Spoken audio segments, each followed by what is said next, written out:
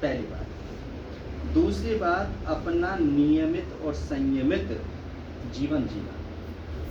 तीसरी बात, अपनी दिनचर्या को बिल्कुल ठीक रखना। जो सोने का समय है 10 से 4 का, यदि आप उसको सोने का समय अपनाते हो, ब्रह्म मुहूर्त में उठते हो, स्नान शौच आदि समय पर करते हो, साफ कपड़े पहनते हो, रोजाना ब्रश करते हो और फूल पत्तियों का सेवन करते हो, राइट। बहुत सारे लोग होते हैं जो पेटू होते हैं, जो खाने के लिए जीते हैं, है ना। और कुछ लोग होते हैं सिर्फ जीने के लिए खाने। अभी मैंने सिर्फ एक चपाती और इतनी सी दाल, और जबकि मेरी उम्र में और मेरे जैसे लोग क्या खाते हैं, 4 रोटी तो तोड़ जाते हैं नॉर्मल, है ना। और फिर उसके बाद में चावल भी चाहिए, उसके साथ फिर फ्रूट भी चाहिए, उसके साथ कुछ और भी चाहिए। तो फ्री का मिलना है ना। कई बार जब तुम ब्याह शादी में जा, कितना खाएगा, डस्टबिन थोड़ा ही है तो इंसान कोई और खा लेगा जी। लेकिन ये हमारी सोच नहीं है। चाहे भले ही हम बीमार हो जाएं, लेकिन खाएंगे। खूब कह रहा है, डॉक्टर साहब ने कह रखा है शुगर है भैया, रसगुल्ला मत खाना, रसमलाई मत खाना।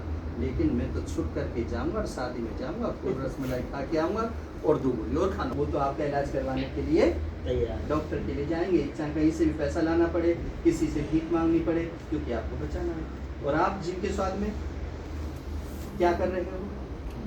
जीव के स्वाद में इंसान बिक चुका है। आज मैं आपको बता दूं, आप चाहे कितने बड़े हो, लेकिन आज तुम लोग भी जीव के स्वाद में बिक चुके हो। यहाँ तक कि कोई मित्र आपको कहता है, यार आज शाम को पार्टी है, नौकरी भी छोड़ दोगे पार्टी में, और पार्टी में जाएंगे। पार्टी क्या है? कौन सी पार्टी है? बार पार्टी है, डिस्को पार्टी, कौन सी पार्टी है? अब उस पार्टी में यदि वो चीज़ है तो फिर दुनिया भी छोड़ देंगे, लड़ना पड़ जाए किसी से, तो वहाँ पुलिस पकड़ करके फिर ले जाए, और फिर फर्स्ट पेज पर अखबार की सुर्खियों में इतने लड़का इतने लड़की पकड़े गए, वहाँ पर पकड़े गए, फिर वो ठाटा बांधते हैं, फिर कहते हैं ना मुंह नहीं दिखाता तो मरना अच्छा समझूंगा। अरे अब पछताए हो क्या, जब चिड़िया चुप गई। अब क्या करना है?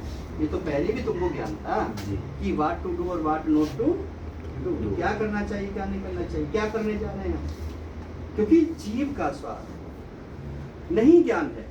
जिस दिन आपको ये ज्ञान हो जाएगा, बहुत सारी लड़कियां हैं स्कूल गोइंग, आपने देखी होंगी, बेचारी जाती हैं पढ़ने के लिए, 6ठी 7वीं 8वीं की लड़कियां बाल बुद्धि होती हैं, कुछ भी नहीं होती, और उन्हें कोई समोसे खिला दे, और ठीक त्योहार पे 50 रुपये दे दे, बहुत है 50 बहुत है, 10 20 50 रुपये दे दे। उसी में क्या कहते हैं, मम्मी पापा से अच्छे हैं अंकल, अंकल बहुत अच्छे हैं। देखो ना, पिछली बार मैंने राखी बांधी थी ना अंकल के, 100 रुपये दे करके गए, और मम्मी इस बार कहा मैं सूट दूंगा मैं तुझे। ना पापा तो ऐसे खड़ूस हैं, कभी 10 रुपये भी नहीं, कभी मतलब बाजार भी लेकर के नहीं। समझने की कोशिश करना मेरी बात को, मैं बड़ी कड़वी बात कर रहा हूँ। वो बाप जो अपने बच्चों को IAS IPS बनाना चाहता है, अच्छे स्कूल में पढ़ाता है, अच्छा खिलाता है, अच्छा पहनाता है, अच्छा पढ़ाता है, उसकी सिर्फ इच्छा होती है कि बड़ा आदमी बन जाए। इसलिए वो डांटता फटकारता भी, बेटा पढ़ ले, पढ़ाई बहुत जरूरी है, पढ़ाई काम आएगी, इसलिए कहता है। लेकिन वो 10 मिनट में बाहर का आदमी आकर के पूरा घर खराब करके चला जाता, 10 मिनट में, 10 मिनट से ज़्यादा नहीं होता। और वही 10 मिनट में वो ऐसी चीज़ लेकर के आएगा, कभी मीठा लेकर के आएगा, कभी फ्रूट्स लेकर आएगा, कभी जीभ के स्वाद की, जिससे बच्चे भी उससे काबू में हो जाए और पत्नी भी उससे काबू में नहीं समझ पाते हम लोग। इसलिए हमें ऐसे लोगों की इनकी पर बैन लगाना चाहिए। यदि अपने घर को सुखी रखना चाहते हो तो इस बात को सोचना पड़ेगा कि हमारा परिवार कैसे आबाद रह सकता है, हमारी बहन बेटियों की इज्जत कैसे रह सकती है। नहीं तो आजकल घटता बर्थडे पार्टी, पूरी रात लड़कियाँ, अभी का केस होगा शायद आपने सुना होगा, अखबार में भी आया था, और मेरे पास तो रोज आते हैं, मैं तो काउंसलर हूँ देश का, है ना।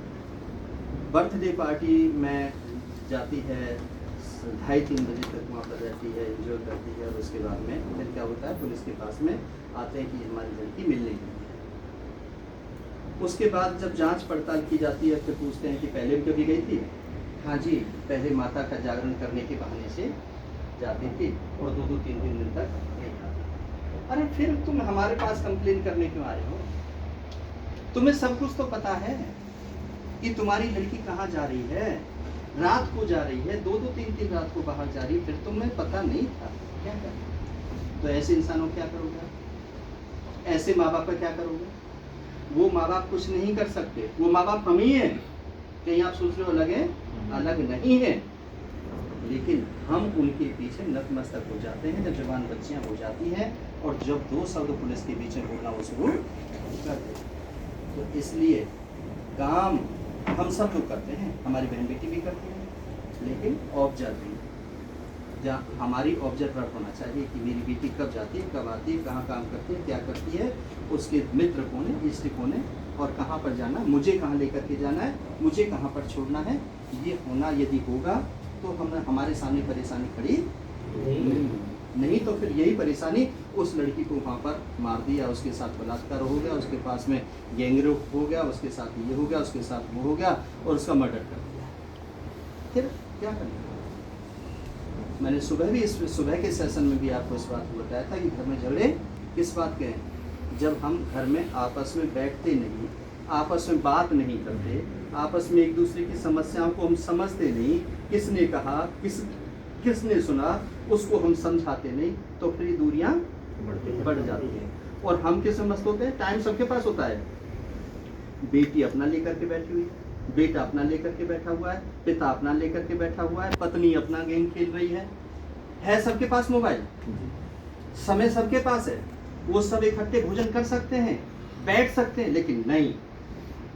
और जिसको भी छेड़ा तुमने वही आंख निकालेगा। किसी को छेड़ के देख लेना, बाप को ही कह लेना, बाप के मैं ऑफिस का काम कर रहा था, डिस्टर्ब कर दिया, अब पत्नी को कह के देख लेना, बस मैं तो 2 मिनट फोन ले लूं, उसी 2 मिनट में सबकी आग लग जाती है। तुम दिन रात चलाते हो, मैं अपनी माँ से बात कर रही थी, मैं बात भी नहीं कर सकती, बात को घुमा दिया। किसको कहोगे? सबके पास हाजिर जवाब हैं और इसके पास क्या चाहिए? इसके पास डॉक्टर MP सिंह का विवेक चाहिए।